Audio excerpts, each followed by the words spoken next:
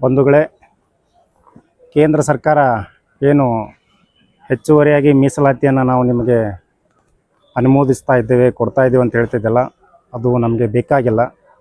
Doctor Baba Saheb Ambedkar ನಮಗೇನು ಮೀಸಲಾತಿ ಕೊಟ್ಟಿದ್ದಾರೆ ಅದನ್ನೇ ಮುಂದುವರಿಸಿ ಅಷ್ಟಿದ್ರೆ ಸಾಕು ನಮಗೆ. ಯಾಕಂದರೆ ಪುನಃ ಏನು ನಮಗೆ ಒಪ್ಪಂದ ಆಯಿತು, ಪುನಃ ಒಪ್ಪಂದದಲ್ಲಿ ದ್ವಿಮತದಾನ ಹಕ್ಕು ಏನು ಬೇಕಿದ್ರೆ ಅದನ್ನು ಜಾರಿಗೆ ಮಾಡಿಸಿ. ಯಾಕಂದ್ರೆ ಮಹಾತ್ಮ ಗಾಂಧಿ ಅಂತ ಹೆಸರು ಹೇಳ್ಕೊಂಡು ನಮ್ಮ ಹಕ್ಕನ್ನು ಕಸಿದುಕೊಂಡಿದ್ದಾರೆ. ನಮ್ಮ ಮೀಸಲಾತಿಯಲ್ಲಿ ಮೊಟಕುಗೊಳಿಸಿದಂಥ ಆ ವ್ಯಕ್ತಿಯನ್ನು ನೀವೇನಾದರೂ ಕ್ಷಮಿಸಬೇಕಂದ್ರೆ ನಮಗೆ ದ್ವಿಮತದಾನ ಹಕ್ಕನ್ನು ಜಾರಿಗೆ ಮಾಡಿ, ಅವಾಗ ಮಾತ್ರ ನಮಗೆ ಮೀಸಲಾತಿ ಸಿಕ್ಕಂಥದ್ದು. ಈ ಮೀಸಲಾತಿ ಏನದ, ಎಷ್ಟು ಕೊಟ್ಟಿದ್ದಾರೆ ಬಾಬಾ ಸಾಹೇಬರು, ಏನು ಒಪ್ಪಂದ ಮಾಡ್ಕೊಂಡಿದಾರೋ ಆ ಥರ ನೀವು ನಡ್ಕೊಳ್ಳಿ. ಹೆಚ್ಚುವರಿ ಮೀಸಲಾತಿ ನಿಮ್ಮ ಭಿಕ್ಷೆ ನಮಗೆ ಬೇಕಾಗಿಲ್ಲ. ಡಾಕ್ಟರ್ ಬಾಬಾ ಸಾಹೇಬ್ ಏನು ಕೊಟ್ಟಿದ್ದಾರೆ ನಮಗೆ ಆ ಮೀಸಲಾತಿಯನ್ನೇ ನಮಗೆ ಮುಂದುವರಿಯಲಿ. ನಾವು ಕೇಂದ್ರ ಸರ್ಕಾರ ಮಾಡ್ತಿರುವ ಮೀಸಲಾತಿಯನ್ನು ನಾವು ವಿರೋಧಿಸ್ತಾ ಇದ್ದೇವೆ. ಖಾಸಗಿ ವಲಯದಲ್ಲೂ ಕೂಡ ಏನೈತೆ SC/ST ಮೀಸಲಾತಿ ಕೇಂದ್ರ ಸರ್ಕಾರ ಖಾಸಗಿ ಏನದಲ್ಲ, ಖಾಸಗಿ ಕಂಪನಿಗಳು ಖಾಸಗಿ ಮೀಸಲಾತಿಯನ್ನು ಅಲ್ಲಿ ಜಾರಿಗೊಳಿಸಿ, ಖಾಸಗಿ ಎಷ್ಟೋ ಹೈಸ್ಕೂಲು, ಕಾಲೇಜು, ಸ್ಕೂಲು, ಕಂಪನೀಸ್ ಇದ್ದಾವಲ್ಲ ಅಲ್ಲಿ ಮೀಸಲಾತಿಯನ್ನು ಜಾರಿ ಮಾಡಿ.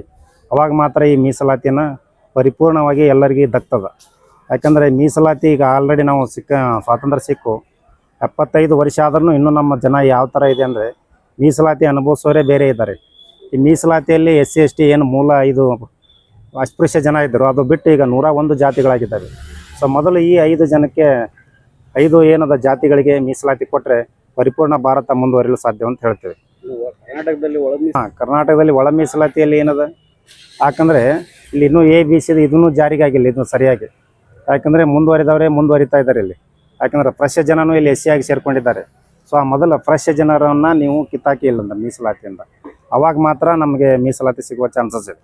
ಎಲ್ಲೋ ಒಂದು ಕಡೆ ಮೂಲ ಅಸ್ಪೃಶ್ಯರಿಗೆ ನಿಜವಾದ ನ್ಯಾಯ ಸಿಗುವಲ್ತ ಅದು 100% ನೀವು ಹೇಳ್ತದ್ದು ಸತ್ಯ ಇದೆ. ಮೂಲ ಏನದವಲ್ಲ, ಎಡ ಬಲ ಆಗಿ 5 ಜನ ಏನದಲ್ಲ, ಆ ಜನಕ್ಕೆ ಇನ್ನೂ ಆದರೂ ಮೀಸಲಾತಿನೇ ಇಲ್ಲ. ನಾವೇನಾಗುತ್ತೀವಿ ಅಂದರೆ ಈಗ ಒಂದು ಫಾರ್ ಎಕ್ಸಾಂಪಲು ಎಲ್ಲಾದರೂ ಗ್ರಾಮ ಪಂಚಾಯತಿಯಲ್ಲಿ ಹೋಗಿ ಗ್ರಾಮ ಪಂಚಾಯತಿ ಅಧ್ಯಕ್ಷ ಆಗಬೇಕಂದ್ರೆ ಅಧ್ಯಕ್ಷ ಮೀಸಲಾತಿಯಿಂದ ಅಧ್ಯಕ್ಷ ಆಗಿರ್ತಾರೆ ಕರೆ, ಅಲ್ಲಿ ಏನು ಮೀಸಲಾತಿನ ಅಲ್ಲಿ ಪರಿಪೂರ್ಣವಾಗಿ ಆ ಅಧ್ಯಕ್ಷೀಯ ಮಾತುಗಳೇ ನಡೀತಾ ಇರಲ್ಲ, ಅಲ್ಲಿ ಆಗೋದೇ ಬೇರೆ ಕಾರ್ಯಕ್ರಮಗಳು. ಸೊ ಇಂಥ ಸಾಕಷ್ಟು ಉದಾಹರಣೆಗಳಿದಾವೆ ನಮಗೆ. ಯಾಕಂದರೆ ಈಗ ಒಬ್ಬ ಮೂಲ SC ಆದಂಥ ಎಲ್ಲಾದರೂ ಒಂದು ಕಡೆ MLA ಆದರೂ ನಮ್ಮ ಜಿಲ್ಲೆಯಲ್ಲಿ ಆದಂಥ MP ಅಂತ ತಿಳ್ಕೊಟ್ರೆ, MP ಆದ್ರೂ ಇನ್ನೂ ಆದರೂ ಗುಡಿ ಹೊರಗಿರ್ತಾನೆ. ಇದು ಎಲ್ಲಿ ಮೀಸಲಾತಿ ನಿಮಗೆ ಜಾರಿಯಾಗಿದೆ? ಒಬ್ಬ ಪಾರ್ಲಿಮೆಂಟಿನ ಸದಸ್ಯರು ಮೀಸಲಾತಿ ಬಂದು 5-6 ಸರಿ ಅವರು MP ಆದರು, ಮಿನಿಸ್ಟರ್ ಆದರು. ಸರ್ ಆ ಮೀಸಲಾತಿಯನ್ನು ನಾವು ಇಲ್ಲಿ ಅಳಿಬೋದು ಅವ್ರನ್ನ. ಆ ಮೀಸಲಾತಿ ಒಬ್ಬ MP ಯಾವ ಸ್ಥಾನದಲ್ಲಿ ಇಟ್ಟಿದ್ದಾರೆ ಈ ಜನ?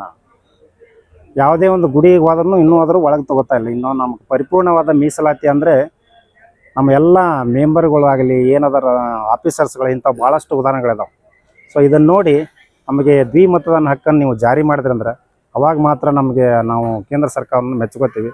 ಅಂಥ ತಾಕತ್ತು ಕೇಂದ್ರ ಸರ್ಕಾರ ಇದ್ದರೆ ನಮಗೆ ಬಾಬಾ ಸಾಹೇಬರು ಕಲ್ಪಿಸಿದಂಥ ಪುನಃ ಒಪ್ಪಂದದಲ್ಲಿ ದ್ವಿಮತದಾನ ಹಕ್ಕನ್ನು ನೀವು ಜಾರಿ ಮಾಡಿರಿ. ನಾವು ನಿಮಗೆ ತುಂಬ ಹೃದಯದ ಅಭಿನಂದನೆಗಳು ಸಲ್ಲಿಸ್ತೀವಿ ಜಾರಿ ಮಾಡಿದ್ರಿ. ಇದೇ ಮೀಸಲಾತಿ ಇರಲಿ, ನೀವು ಮಾಡೋದೇ ಆದರೆ ದ್ವಿಮತದಾನ ಹಕ್ಕನ್ನು ಮತ್ತೆ ತನ್ನಿ SC/STಗೆ ಯಾವ ಥರ ಬಾಬಾ ಸಾಹೇಬ್ ಪುನಃ ಒಪ್ಪಂದದಲ್ಲಿ ಮಾಡಿದ್ರು ಅದನ್ನು ಮಾಡಿದ್ರೆ ನಾವು ಸಂಪೂರ್ಣವಾಗಿ ನಾವು ಕೇಂದ್ರ ಸರ್ಕಾರಕ್ಕೆ ನಮ್ಮೆಲ್ಲ SC/ST ಜನಾಂಗ ಆಯಿತು ಎಲ್ಲರೂ ಅಭಿನಂದನೆಗಳು ಸಲ್ಲಿಸ್ತೇವೆ. ರಾಜಶೇಖರ್ ಕುದ್ರಿ, ಬಹುಜನ ದಲಿತ ಸಂಘರ್ಷ ಸಮಿತಿ, ವಿಜಯಪುರ.